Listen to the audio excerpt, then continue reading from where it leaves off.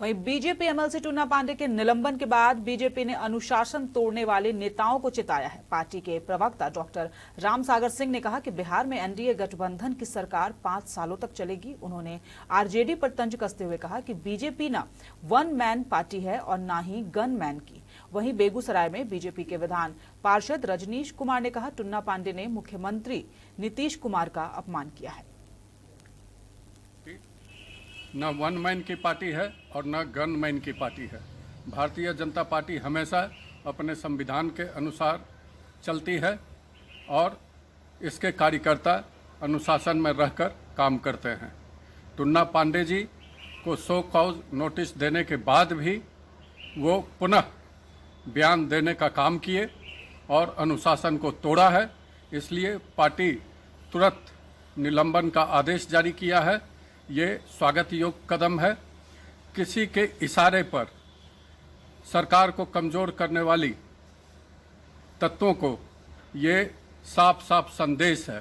बिहार विधान परिषद के सम्मानित सदस्य हैं और भारतीय जनता पार्टी के समर्थित साथी हैं, एक जिम्मेदार प्रतिनिधि हैं, ऐसा मैं मानता हूं।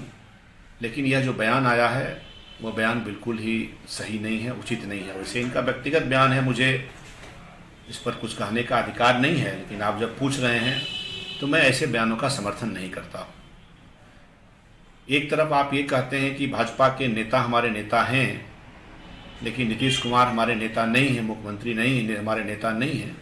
यह मुझे लगता है कि ये ठीक नहीं है, क्योंकि बिहार में अगर गठबंधन है, भारतीय जनता पार्टी का जदयू के साथ गठबंधन है, तो यह तय कोई बिहार की इकाई के नेता ने नहीं किया है, यह तय हमारा केंद्रीय नेतृत्व ने किया है, हमारे राष्ट्रीय अध्यक्ष जी, हमारे माननीय। वहीं टुन्ना पांडे को निलंबित किए जाने पर जदयू ने कहा कि जदयू के दबाव में ही सही बीजेपी ने अपने एमएलसी टुन्ना पांडे को निलंबित करने का फैसला सही लिया है। इन जैसे नेताओं को पहले ही कान पकड़कर पार्टी से बाहर कर देना चाहिए था, जो चुनाव के समय से ही महागठबंधन के समर्थन में प्रचार प्रसार कर रहे थे। लेकिन भाजपा ने टुन्ना जी पांडे सरीके नेता को निलंबित करके सही फैसला लिया है। अरे इनके जैसे नेता को तो पहले ही कान पकड़कर बाहर कर देना चाहिए था, जो खुलेआम महागठबंधन के समर्थन में प्रचार कर रहे थे और नीतीश कुमार जी के खिलाफ ऐसी शब्दावली का इस्तेमाल कर रहे थे। नीतीश कुमार जी के व्यक्तित्व के सामने बिहार में कोई नेता टिक नहीं सकता है। आदरणीय नीतीश कुमार जी के चेहरे पर एनडीए इतनी बार जीतता आया है, उनके खिलाफ ऐसे शब्दों को हम कतई बर्दाश्त नहीं कर सकते हैं। गठबंधन के अंदर हर किसी को एक दूसरे का सम्मान करना ही चाहिए। वहीं राजद ने भी टुन्ना पांडे को निलंबित करने के मामले में अपनी प्रतिक्रिया दी है। राजद ने कहा है कि बीजेपी जैसी पार्टी में यदि सच बोलने वालों पर कार्रवाई होती है तो यह दुर्भाग्यपूर्ण है। सत्ता के लिए बीजेपी ने अपने सच बोलने वाले एमएलसी की बलि ले ली।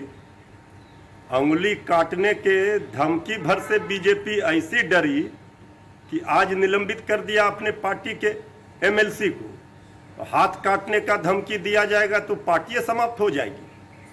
बीजेपी सत्ता के लिए किस तरह से नतमस्तक है जेडीयू के सामने, जो एक राज्य की पार्टी 3 नंबर की है उसके सामने नतमस्तक है। बीजेपी कहती है कि विश्व की दुनिया की सबसे बड़ी पार्टी हम हैं। जिस तरह से बीजेपी ने कार्रवाई की टुन्ना जी पांडे एमएलसी पर, यह दिखा रहा है कि बीजेपी पूरी तरह से नतमस्तक है। जेडीयू के सामने आदरणीय मुख्यमंत्री नीतीश कुमार जी पर जो सवाल खड़े करेंगे, जो सच कहेगा, जो आईना दिखाएगा। जेडीयू ने कल ही कहा था कि उंगली काट लेंगे।